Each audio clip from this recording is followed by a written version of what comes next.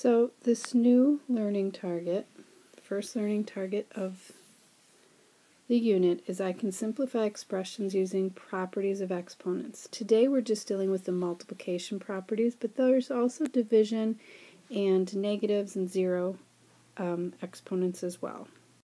There are three main properties that have to do with the multiplication when it comes to exponents.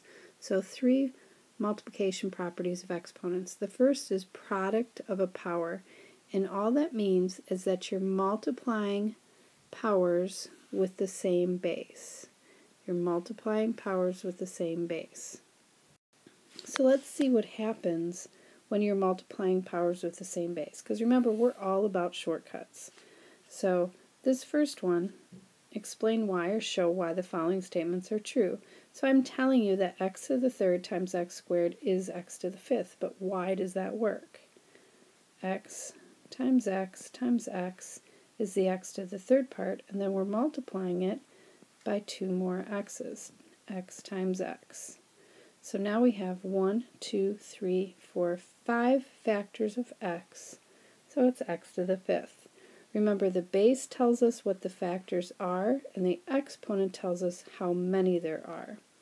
So, y to the fourth times y to the third. Y to the fourth, y times y times y times y times 3 more y's. So now I have y to the seventh. So it works every time. So what is the shortcut? So this is 2 times 2 times 2 times 5 more 2's, so it's 2 to the 8th.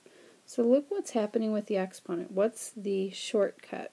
We have x to the third times x squared. We ended up with x to the fifth. 3, 2, 5. Y to the fourth times y to the third. We ended up with 7. 4, 3, 7. So every time when you're multiplying two powers with the same base, we see why this works. You add the exponents. So a to the m times a to the m, the base is the same, so you add the exponents. It would be m plus n. So when you're multiplying two powers with the same base, add the exponents. So let's do some quick examples. Here I see that my bases are the same, so I can just add the exponents. So the base stays the same, and 6 plus 7 is 13.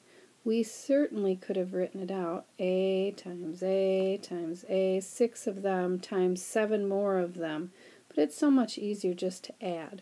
So when you're multiplying powers with the same base, you add.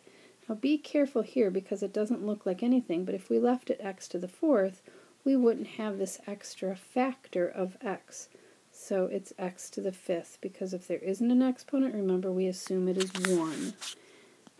This one, be careful, x to the third times y to the sixth. Are the bases the same? No. So the only thing we can do to simplify is put them together without a multiplication symbol. So it's not really simplified if it still has this multiplication symbol. So one more time, if you're multiplying powers with the same base, you add the exponents. Alright, second property. This one is called power of a power, and it just means that we're taking a power of another power. So we're raising a power to another power. So it looks something like this, where there's a power raised to another exponent. So again, let's dissect this and see why 2 to the third raised to the second power is 2 to the sixth. So 2 to the third means 2 times 2, 2 to the third times 2 to the third. So our base is 2 to the third, and we have 2 of them. Each 2 to the third means 2 times 2 times 2. So we do that 2 times, and we come up with our 6 factors of 2. So 2 to the third times 2 to the third, or we could, once we got to this step, we could use the last property that we learned, power of a product, and we could add our exponents. So here we have 3 squared 2 times. So 3 squared times 3 squared. 3 squared times 3 squared means 3 times 3 times 3 times 3. So we have 4 factors of 3. 5 to the third squared, 5 to the third times 5 to the third. And then we could write each one out. And when in doubt, write it out. If you get stuck, write it out. So we have our 6 factors. So again, look at how the exponents are related. 3, 2, we end up with 6. 2, 2, we end up with 4. 3, 2, we end up with 6. In each case, we multiply. So the rule is, when you're raising a power to a power, you multiply the exponents. So a to the m raised to the n would be a to the mn. Raising a power to another power, you multiply the exponents. So let's do a few more examples. Alright, so this first example is pretty easy. X to the 4th squared. Remember, that means x to the 4th times x to the 4th. And then we could write both of those longhand, but we know the shortcut is just multiplying, keeping the base the same and multiplying the exponents. 4 times 2 is 8. 5 looks pretty complicated, but it's not. We're just going to leave that negative 3 in the parentheses. Here's my power to a power. 3 times 2 is 6. And then, if it's in simplest form, it does not have parentheses. So we need to get rid of the parentheses. Remember, we have learned that if you have an even exponent with a negative factor, it is going to become positive. So this is 3, positive 3 to the 6th. And then we can simplify that further. Alright, 6 is tricky. Everything that we've been working with, I haven't talked about this vocabulary, but it's called, they're binomials. Binomial is a single term. Binomial. There isn't any addition or subtraction.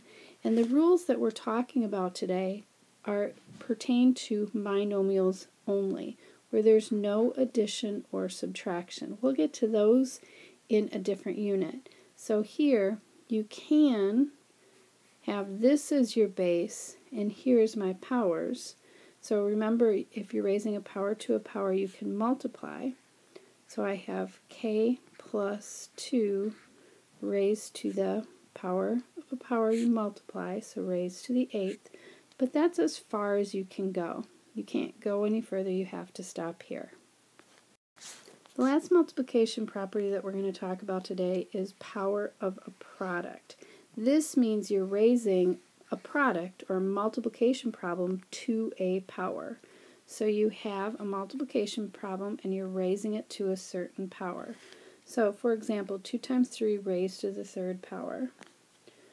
We could do 2 times 3 3 times. So times 2 times 3 times 2 times 3. And then the commutative property allows us to switch the order. So I can put all my 2's next to each other. So 2 times 2 times 2 times 3 times 3 times 3. So now I have 3 factors of 2 and 3 factors of 3.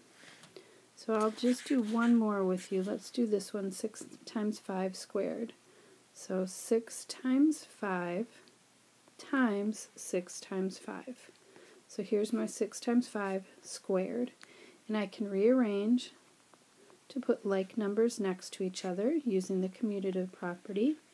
So that's why I have 5 squared times 6 squared. So basically what this property, the rule is telling us, when raising a product or a multiplication problem to a power, you can quote-unquote distribute out, because that's how I think of it. You distribute out the exponent. So that would be a to the m, b to the m. So the exponent goes to both of the factors of the problem. Two more examples. Generally, you do not see these three separate properties in isolation. Sometimes you do, but mostly you see combined. If you're doing IXL, you can choose ones that are definitely isolated just to get the individual properties down pat, but most of this time you see a little bit more complicated like this. So this first one, I see that this 2 goes to all of this product or the binomial in here, but then the whole thing is raised to the third power. So I'm going to simplify this part first. So I'm going to have negative 3xy as my base still, and then 2, an exponent of 2 raised to the third power, power of a power. Remember, you multiply. And then when I simplify, the negative is on the inside. So negative times a negative times a negative times a negative. Again, even number, so it's going to be positive. 3 to the 6th, x to the 6th, y to the 6th. 3 to the 6th means 3 times 3 times 3 times 3 times 3 times 3. I think I said that 6 times, which is 729, I think. And then we're not going to use multiplication symbols. We're just going to put the coefficient, so the number first, and then the letters alphabetical. Alright, last example. Then you need to do lots of practice. This is one of the concepts you just have to practice. The more you practice, the more your brain recognizes the patterns. So here there's nothing going on right here, but I see that there's an exponent outside of this parentheses. So this is the base that goes with this exponent. So we're going to distribute that out. So power of a power and power of a product. So the first, I'm going to leave this xy here, and x squared raised to the third power. Power of a power, you multiply. So 2 times 3 is 6. And then y to the third raised to the third power. So power of a power, you multiply. For raising a power to another power, you multiply the exponents. Alright, so now I have x times y times x to the 6th times y to the 9th. So I have my x's. X times x to the 6th. Most common mistake is leaving it x to the 6th, but that wouldn't take into account this. So remember, if there isn't an exponent, it's 1. So now I'm going to add 1 plus 6 is 7.